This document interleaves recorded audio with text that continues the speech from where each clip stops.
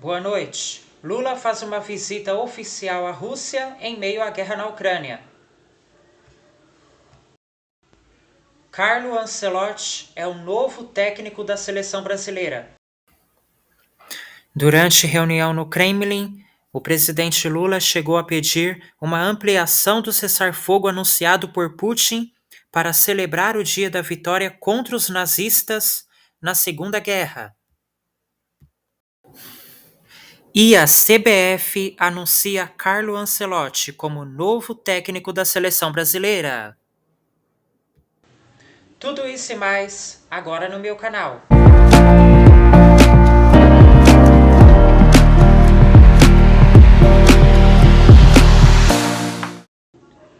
No último dia de viagem à Rússia, o presidente Lula foi questionado sobre a visita oficial em meio à guerra na Ucrânia. Durante reunião no Kremlin, o presidente Lula chegou a pedir uma ampliação do cessar-fogo anunciado por Putin para celebrar o dia da vitória contra os nazistas na Segunda Guerra. Lula pediu que a trégua passasse de 3 para 30 dias. Putin não respondeu. Pouco antes de deixar o país, Lula deu uma entrevista à imprensa. O presidente ucraniano Volodymyr Zelensky criticou a visita e viu os acenos de Lula a Putin como um sinal de parcialidade. Lula foi questionado pelos jornalistas sobre a decisão de acompanhar o desfile do Dia da Vitória e se isso não o descredencia para tentar mediar um acordo de paz, mas não respondeu objetivamente a pergunta. Abre aspas. Para muitos países europeus, e não só para a imprensa europeia, isso aqui foi uma peça de propaganda política do Vladimir Putin. O senhor contesta essa afirmação?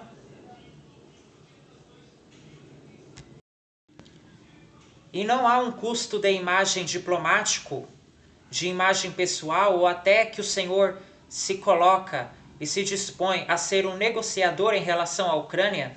E muita gente diz que essa participação no evento o descredenciaria como negociador justamente por estar muito voltado a um lado?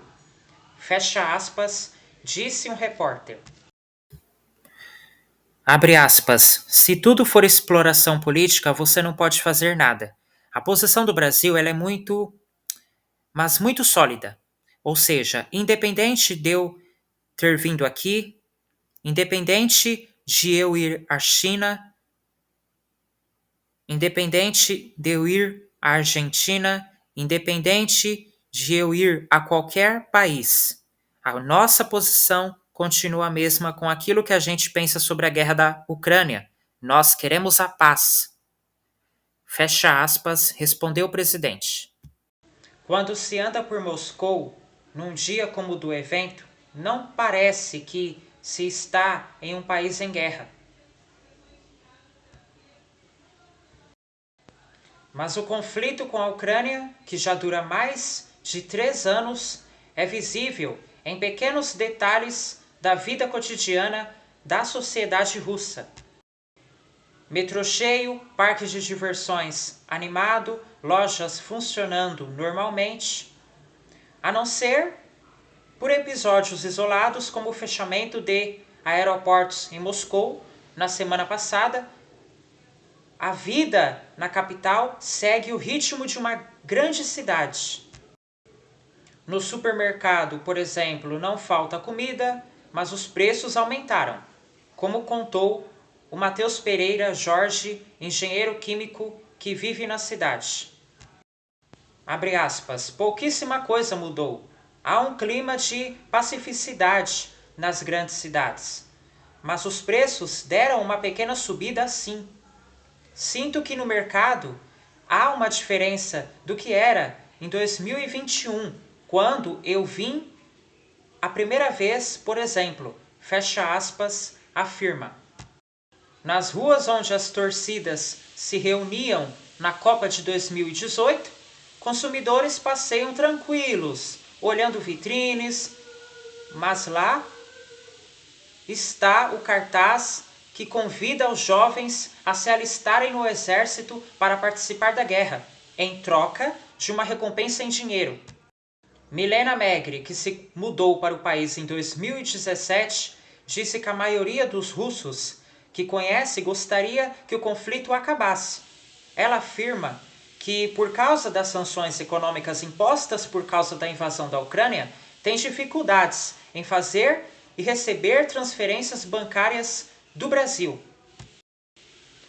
Abre aspas, ficou um pouco mais difícil essas incertezas, mas de maneira geral, a vida mudou muito pouco aqui. A gente foi pouco afetado, tirando essas questões um pouco mais técnicas ou burocráticas, mas a qualidade de vida aqui continua muito boa. Fecha aspas, diz.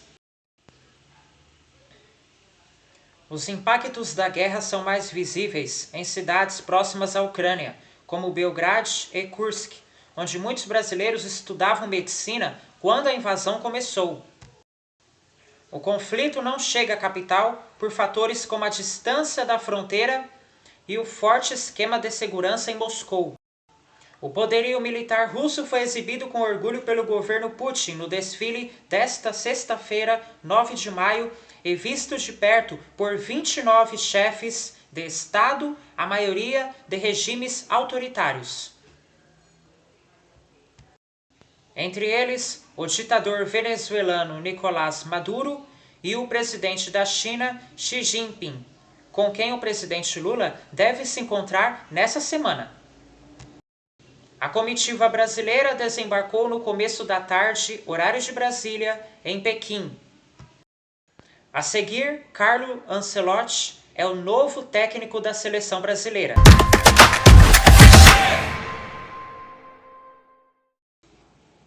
Carlo Ancelotti é o novo técnico da seleção brasileira. O anúncio foi feito pela CBF na manhã desta segunda-feira. Sem técnico desde a saída de Dorival Júnior, em março, a seleção enfrenta Equador e Paraguai na próxima data FIFA, em junho. A CBF anunciou que Carlo Ancelotti treina o Brasil até o fim da Copa do Mundo do ano que vem e assume a seleção a tempo da próxima data FIFA. Trazer Carlo Ancelotti para comandar o Brasil é mais do que um movimento estratégico. É uma declaração ao mundo de que estamos determinados a recuperar o lugar mais alto do pódio. Ele é o maior técnico da história e agora está à frente da maior seleção do planeta. Juntos, escreveremos novos capítulos gloriosos do futebol brasileiro, afirmou Edinaldo Rodrigues, presidente da CBF. O próximo jogo da seleção brasileira principal masculina será no dia 5 de junho, contra o Equador, pelas eliminatórias sul-americanas para a Copa do Mundo de 2026. O Brasil está em quarto lugar na tabela de classificação, com 21 pontos, e os equatorianos ocupam a vice-liderança com 23. Os paraguaios estão na quinta colocação com os mesmos 21 pontos do Brasil. Ancelotti se reunirá com Rodrigo Caetano, coordenador geral das seleções masculinas, e Juan, coordenador técnico, para definir a lista larga de convocados para os jogos contra Equador e Paraguai. O italiano começa a trabalhar pela CBF no dia 26 de maio. A seleção brasileira, mais vencedora da história do futebol mundial, será comandada pelo maior treinador do mundo, o italiano Carlo Ancelotti. O treinador cumprirá seu compromisso com o Real Madrid até o final da temporada de La Liga, afirmou Edinaldo Rodrigues. Currículo vencedor. Hoje, com 65 anos, Carlo Ancelotti tem no currículo de treinador os seguintes clubes: Reggiana Parma Juventus, Milan Chelsea, Paris Saint-Germain, Bayern Munique, Napoli, Everton e Real Madrid.